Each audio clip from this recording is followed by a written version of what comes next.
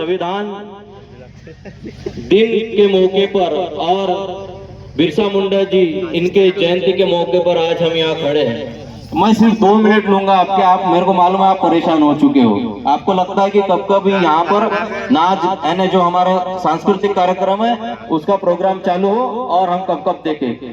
लेकिन अब सबसे पहले अभी मैं जो बातें कहने सोच कर आया था, उस दिन हमारी बातें हुई थी यहाँ पर। यहाँ के युवा भी बहुत अच्छे, क्या नाम है उनका, डेनी भाऊ वरखड़े। उस दिन मुझे पत्रिका देने आए, मैं आधा पौन घंटे उनसे बात किया। बहुत अच्छा लगा कि वो बताया उन्होंने कि मैं छोटा था तो यहाँ से लकड़ियां बेचने आता था, लेकिन यहाँ से जब गोंदिया गया, बाहर गया, शिक्षा ली, आज वो शिक्षा का उनमें कहीं ना कहीं परिवर्तन दिख रहा है कि जिसके माध्यम से आज वो इस प्रकार के गांव में, आपके गांव में, क्योंकि भाई यहाँ पर ये ट्राइबल आदिवासी समाज ज्यादातर है और वो चाहते हैं, ये पढ़े लिखे युवा चाहते हैं कि भाई मेरी तरह मेरा समाज भी हो, इस तरह से प्रगत हो। और शिक्षा क्या है, तो जहां तक हम देखेंगे कि हमको लगता है बिरसा मुंडा जी ने सिर्फ क्या जल जंगल जमीन यही बचाने का, बिरसा मुंडा जी ने सबसे पहले अगर कुछ बात की है तो अपने राज की बात की है। अपना राज कैसे है, यानी उस समय वो सामंती और केवल अंग्रेजों के खिलाफ नहीं थे। उस समय के जो सामंती थे और जमींदारी प्रथा के खिलाफ थे। उन्होंने एक बात कही थी, जिस प्रकार से आज हम कहते कि पहले राजा रानी के पेट से पैदा होता था, अभी नहीं होता। अभी हम वोट डालते तब पैदा होता है, मैंने वोट की पेटी से पैदा होता है। तो उन्होंने उस समय एक नारा दिया था, अबुआ राज येते जना महारानी राजा टुंडू जया, यानी राजा के रानी के पेट से राजा पैदा नहीं होगा तो वो हम अपना राज्य लाएंगे।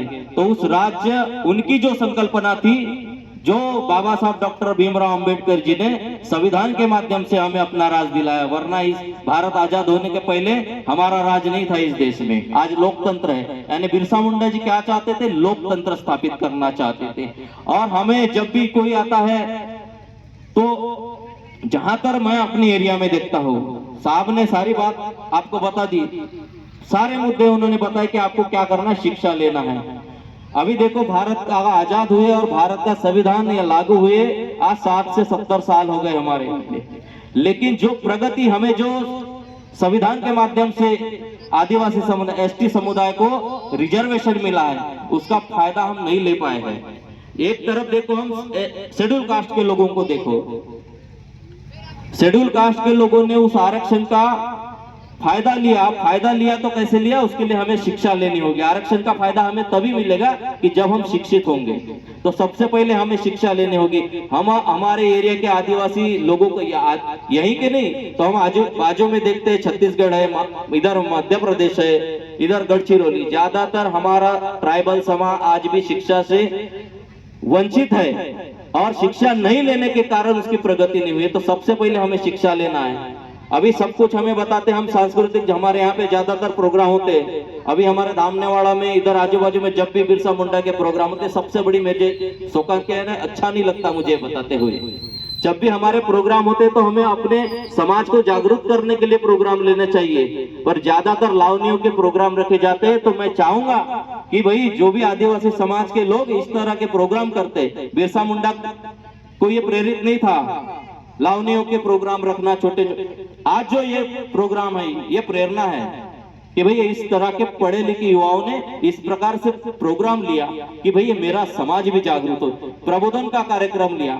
अब संस्कृति बोले तो हम ये नाच गाने की, हमारे आदिवासियों की संस्कृति नहीं है। नाच गाना हम किस लिए करते थे, उस समय जब हमारी फसलें निकलती थी, जब भी हमें कोई खुशी का, तो यह हमारी संस्कृति कौन सी है, जब भी हमें कोई खुशी का मौका होता था, हमारी फसलें निकलती थी, तो उसके लिए हम उत्सव मनाते थे और उस उत्सव में हम खुद ही नाचते थे।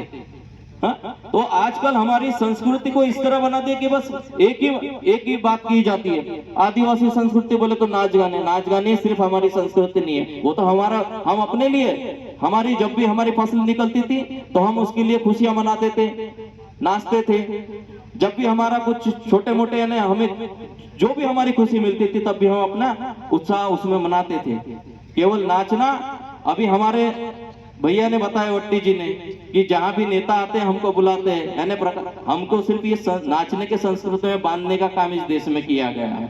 तो ये नाचने के संस्कृति से भी हमें निकलना है। सबसे ज्यादा अगर आपको आदिवासी समाज को अगर प्रगत होना है तो हमें शिक्षा, जो संविधान ने दी है तुम्हें इस देश में रिजर्वेशन, उसके माध्यम से शिक्षा लेनी है। और शिक्षा के माध्यम से ही आप बहुत कुछ कर सकते हो। आप अपने गांव में उदाहरण देखिए, यहाँ से जाने के बाद आप, और यहाँ मुझे थोड़ा सा ये भी एक ये है कि जब भी ऐसा नहीं कि पढ़े लिखे लोग नहीं है, कलेक्टर भी है, अच्छे अच्छे अधिकारी भी है आदिवासी समाज में, शेड्यूल कास्ट में भी, लेकिन जो पढ़े लिखे लोग भी थे उन्होंने अपनी जिम्मेदारी नहीं समझे। लेकिन मैं ऐसे युवाओं का धन्यवाद करूंगा कि वो जब भी थोड़ा बहुत पढ़ लिख के जो भी प्रगत हुए, उन्होंने ये सोचा कि मेरा समाज भी प्रगत हो।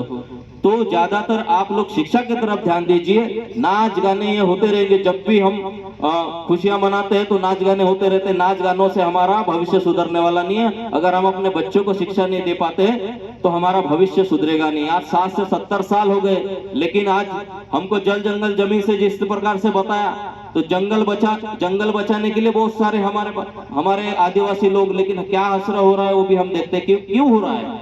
हमारे पास शिक्षा नहीं है। हसदेव का जंगल काटा गया, वहां के आदिवासियों ने कई दिनों से वो आंदोलन कर रहे हैं, लेकिन नहीं हो पा रहा है कुछ। क्यों नहीं हो पा रहा है? इसलिए कि हमारे लोग शिक्षित नहीं है। और जो आंदोलन कर रहे हैं उनको किस प्रकार से प्रताड़ित किया जा रहा है, ये हमारे लोगों को पता है। यहाँ पर बैठे हुए महानुभाव को सभी को पता है किस तरह से प्रताड़ित है। यानी सरकारें कोई भी आए, सरकारें शासन हमारे लिए नहीं है, हम है ना, हमारे लिए शासन है, हम शासन के लिए नहीं है। लेकिन हमें किस तरह प्रताड़ित किया जाता है, प्रताड़ित करने का काम केवल अशिक्षित